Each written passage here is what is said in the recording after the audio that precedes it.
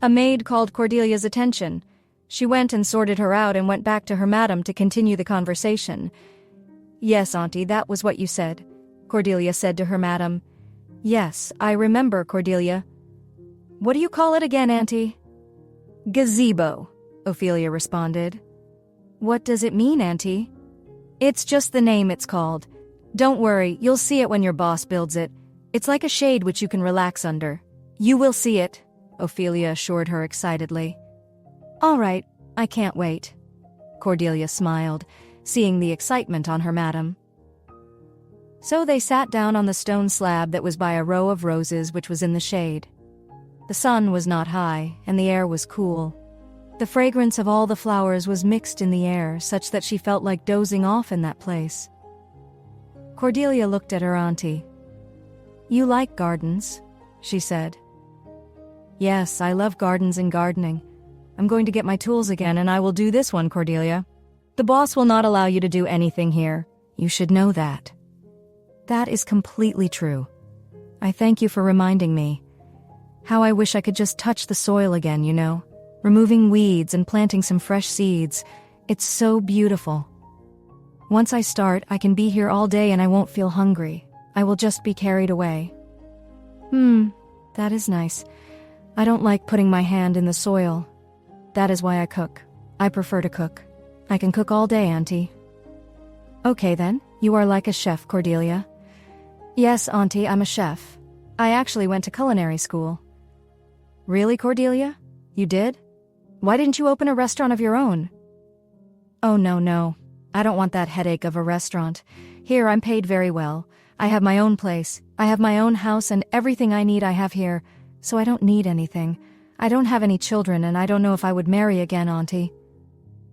"Oh, Cordelia, but you are still young. You should marry again." "But who will I marry, Auntie? I don't want to leave boss. I don't want to leave this family." "Okay then. Look for somebody in this family to marry, Cordelia." "Okay, Auntie, you have a point there," Cordelia said, tapping on her chin with her index finger. "Of course, I have a point. We are friends, aren't we? And we are sisters, so I should be able to advise you from time to time," Ophelia said. So they stayed a while there until one of the maids came down to call Cordelia again. Let's go. I'm done. I have a movie upstairs. I need to continue my movie upstairs," Ophelia said as she walked. So Cordelia took her back in through the maze back to her room before she went back to the kitchen. So Ophelia was in her room. She turned on the TV again to the Pirates of the Caribbean, but her thoughts could not leave the room. Isn't that an obsession? Why would Alexander have my picture? That amounts to obsession, and it is scary. It's creepy. Or should I be afraid of him? She asked herself. Nobody had shown me this level of love. I don't know how to respond to this because I don't know him, but he knows me. He has all my pictures. It's scary, she told herself. She made a mental note that she would ask him to take her around the castle, and if he doesn't take her to that room, she would ask him to take her to the room because she has gone there. She has seen it herself. So she continued watching movies. She was there when lunch was ready as Cordelia came to call her for lunch. Alexander was coming in through the door. "Hi, sweetheart," he said. "Alexander, you're back early. I know you said you would be back early, but I didn't know you were coming for lunch." "Yes, before now I didn't come for lunch. Now I do because I'm married to my sweetheart, so I have to be home for lunch." "All right," Ophelia responded. "Okay then, let's go and eat. Cordelia just came to call me. Let's go," Ophelia suggested. So they both left. As they walked, they spoke.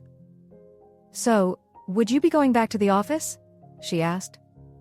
"Yes, I will be going back to the office. I have not closed yet. I just needed an excuse to see you. It's not like I'm hungry or anything. I just wanted to see you and look at your lips again," he said, and Ophelia quickened her steps towards the dining room. Alexander started laughing at her. When they got to the dining room, the whole thing was a buffet table. They picked all what they could eat and sat down. "How is the office?" Ophelia asked her husband. "It's going good. I have too many things to attend to. Once I leave home now, I have 2 meetings to attend and I must attend them. They are meetings I cannot miss.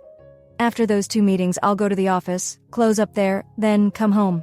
Alexander informed. When will you take me to your office? Ophelia asked. I thought you came to my office the other day. Her husband asked in response. Yes, but you said you have your hand in almost every pie. The other offices take me there. Oh, you don't want them to know me as your wife.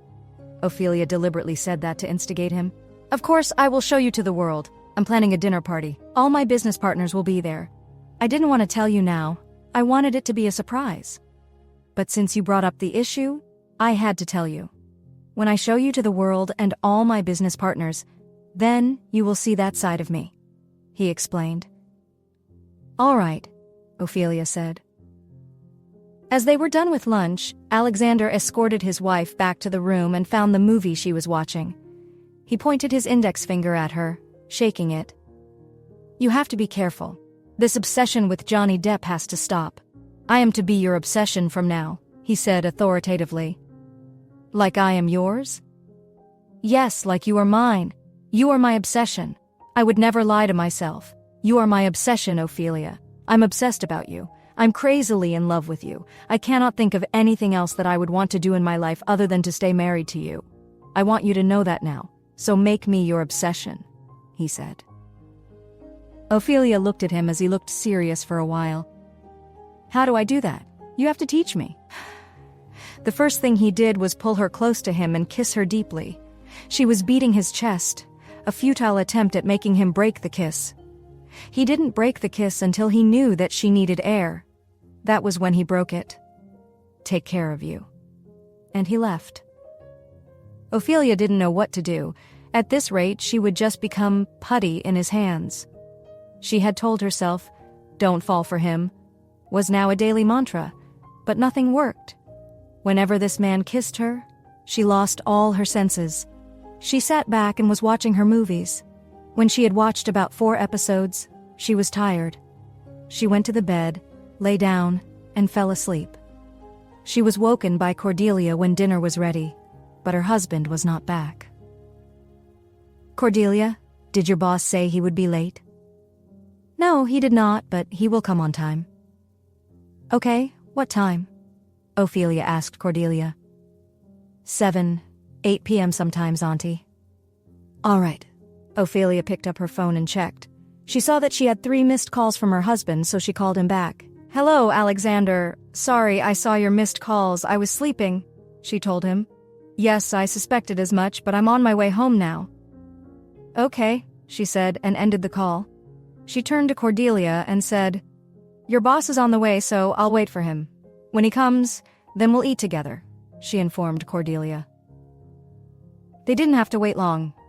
One of his staff brought up his briefcase, gave it to him, and went out. Alexander and Ophelia, with Cordelia following them behind, made their way to the dining area and sat down. If I keep eating like this, I will become fat. I feel fat already, she thought to herself. Her husband was watching her. Eat as much as you want. I don't care whether you are fat. I don't care what you look like, Ophelia. I told you you are my obsession, so eat. She looked at him, not knowing what to say in response to that. She just put some food on her plate. She usually preferred lighter meals at night. She did not want to go to bed feeling heavy. When she was done eating, she waited a little while for Alexander to be done. As soon as he finished, they got up together and came back to the room. All she needed to do was to change into her nightdress, which she went into her walk-in closet to do. Alexander went into the bathroom to shower, wore his pajamas, and came to the bed. When she turned on the TV, Ophelia saw it was another movie. She realized if she turned it off, Alexander's attention would be turned on her, and she did not want to stir him in that direction, so she kept watching the movie. Though it was interesting, she put her full attention on the movie. Alexander waited for her to acknowledge him on the bed. We never do anything on this bed. Why is he waiting for me? Must I say goodnight before he goes to sleep? She thought to herself. As if reading her thoughts, he said, You have not kissed me goodnight. That is why I'm waiting. So she turned to him and quickly gave him a peck, but he had other plans. He caught hold of her and kissed her. Her body went limp in his hands and he deepened the kiss. He held her tightly to himself, making her feel him. She felt how much love he had for her, She did not resist. She did not fight. She just let herself go. He knew that if he did not break the kiss, she might go unconscious on him, so he broke the kiss. She gulped in air, panting as if she had run a kilometer race. "Sweet dreams, sweetheart. Dream of me," he said. Before she could answer back, he turned on his side and promptly fell asleep. She looked at this man and shook her head. "How long can I continue like this? Should I run away? I should run away. I can't continue like this." She was confused. Something wanted her to stay and see the end of it, but she just couldn't feel married to him because she didn't know him. She heard him snoring and knew he was asleep. She turned off the TV and fell asleep. It was sometime in the night when she got up to use the bathroom. As she came back, she noticed Alexander was not beside her on the bed. She checked his walk-in closet and found he was not there either. Where could he be? She opened the door. She was not afraid.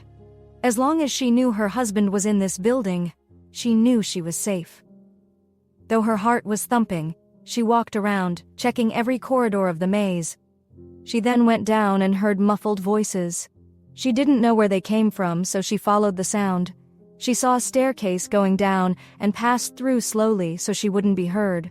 When she got to the floor below, the voices became a little bit louder as she got closer. She could not decipher what was being said. As she approached a door, she saw it was not completely shut but slightly open, and she saw